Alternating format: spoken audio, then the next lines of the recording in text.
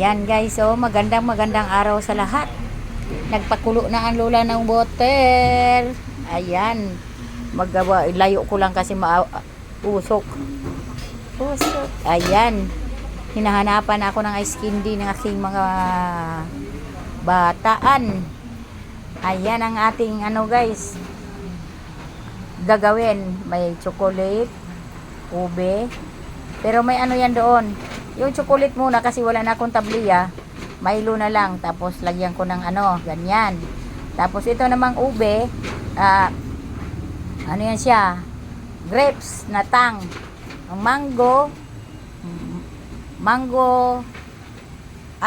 Mango powder tang. Ayan, pakita ko na.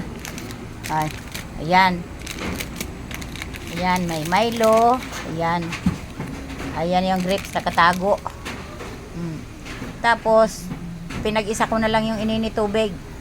At 4 na ibap ilalagay ko. Ayan, ang ating puhunan. 4 na condense na may 3 flavor. 4 na ibap.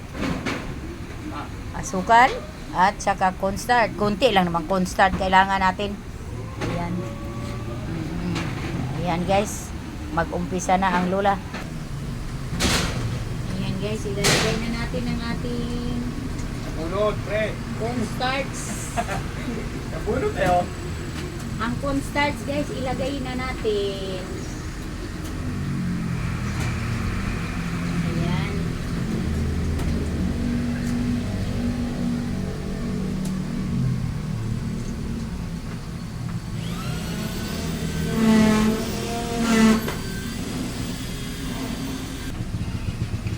Ayan guys, ilagay na natin guys yung 4 na 4 na ibap. Ayan. Wala nang laman guys. Ilagay na.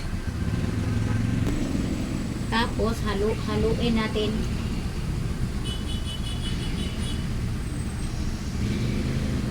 Ano to guys? 20 cups ng ng water. Kasi maggawa ko ng 3 flavor. Grapes saka chocolate. Saka yung mango. Yung mango mas marami. Yan.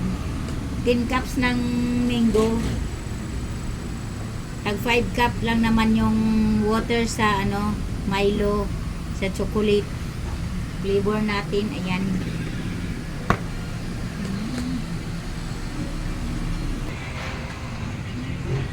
Ayan na guys. Tapos na natin nilagay ang evap. Ngayon hati-hatiin ko na sa guys. Doon ko na lang ipakita sa inyo guys yung may kanya-kanya ng flavor. Ayan guys. Thank you guys. Thank you for watching. Hatiin ko naman to sa 3 siya ipakita ko na lang sa inyo yung may kanya-kanya ng flavor guys. Kasi hindi naman marunong ang lola kasi mag-edit. Pagpasensyahan nyo na. Ayan. Pag nagawa kasi ice candy ang lola, magastos ang lola. Ayan, thank you for watching.